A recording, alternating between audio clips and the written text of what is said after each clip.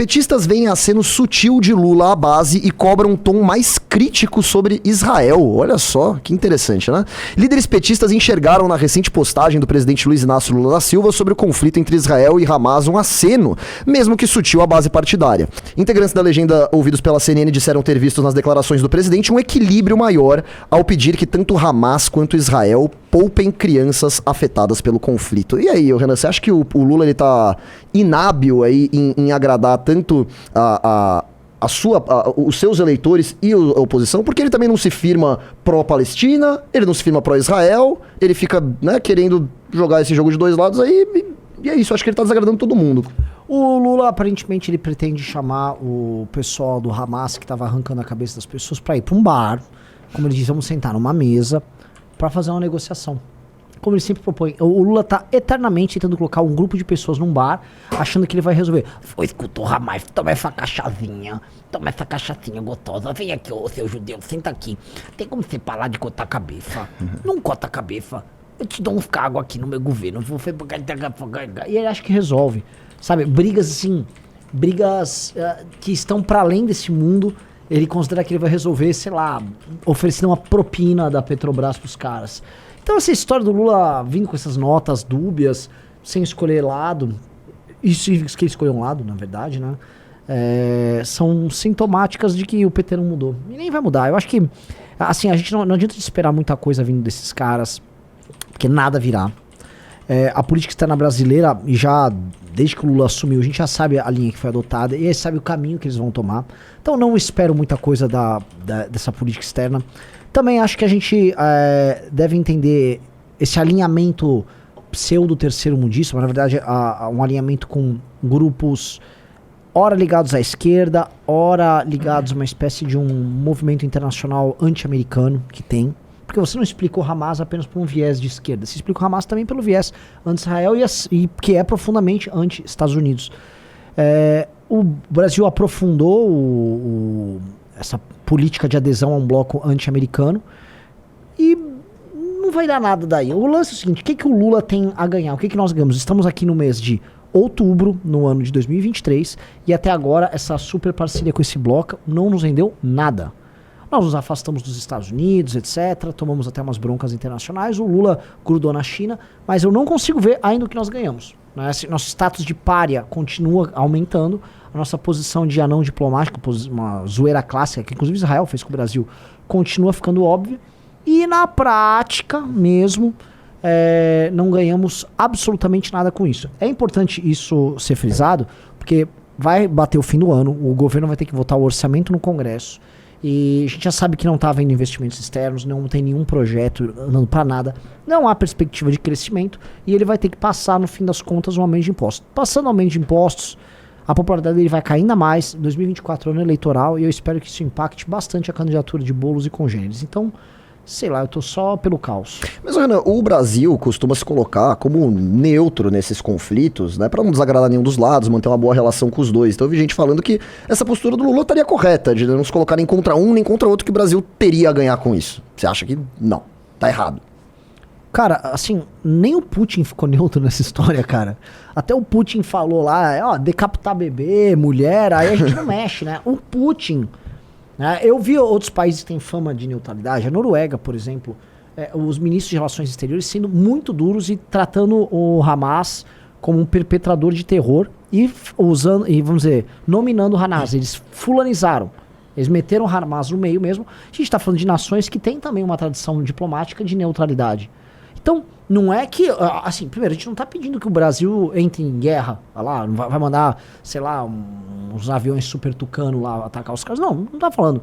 Agora, ele não pode repudiar com a veemência devida o que aconteceu, até porque você pode necessariamente, olha, eu quero intermediar aqui a paz, eu quero isso, quero aquilo, mas estabelecendo critérios básicos de convivência. Você, vamos dizer assim, colocar ou estabelecer como simetria Israel e um grupo que fez o que fez na semana passada, vocês não vão conseguir. Aí a gente começa a ficar na conversa de louco, né? Porque o Hamas não o Hamas não está aqui tentando estabelecer um Estado da Palestina, condições. Não, o Hamas tem como plano a destruição do Estado de Israel. Isso é dito por todos os líderes dele. Então não é que tem...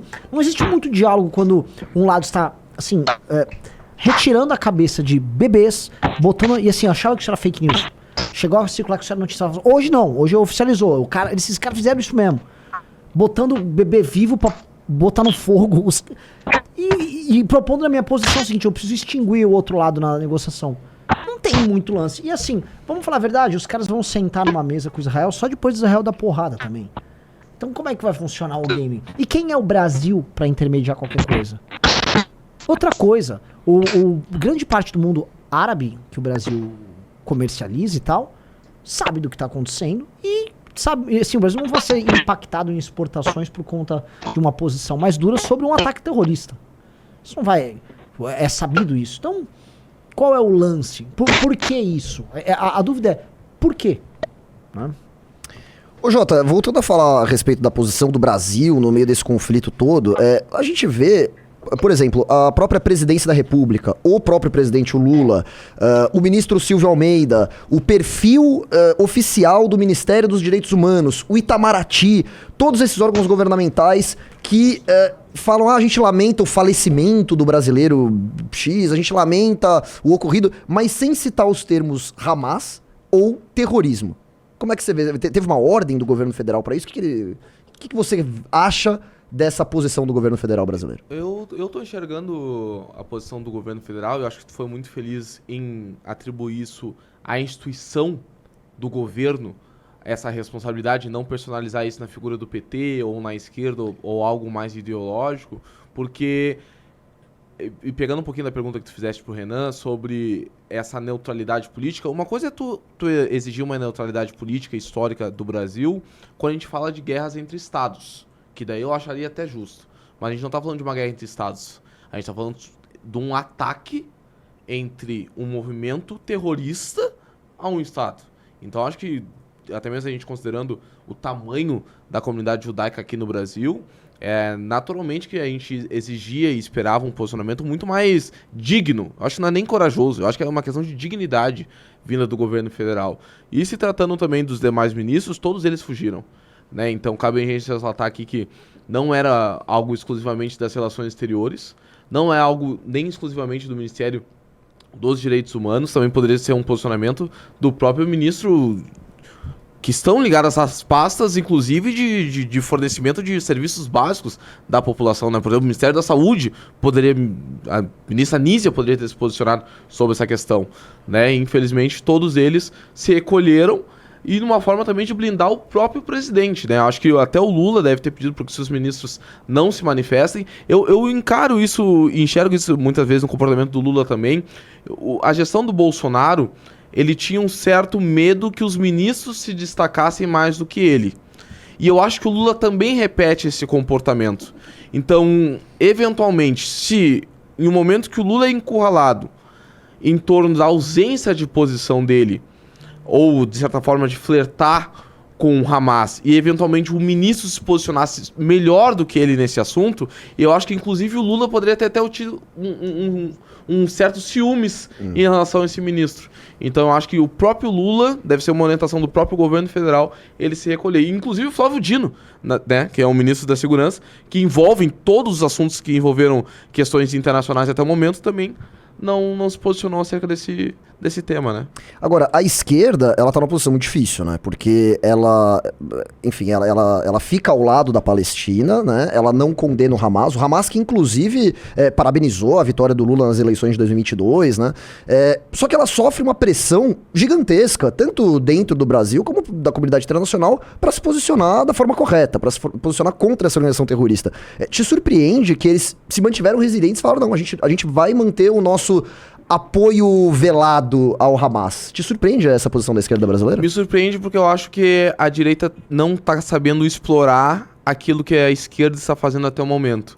Porque a esquerda claramente está tentando fazer uma tática histórica, de atrelar também a culpabilidade de Israel nesse conflito, eu não quero entrar nesse mérito, mas também está tentando atribuir a uma defesa da Palestina e não a um grupo terrorista.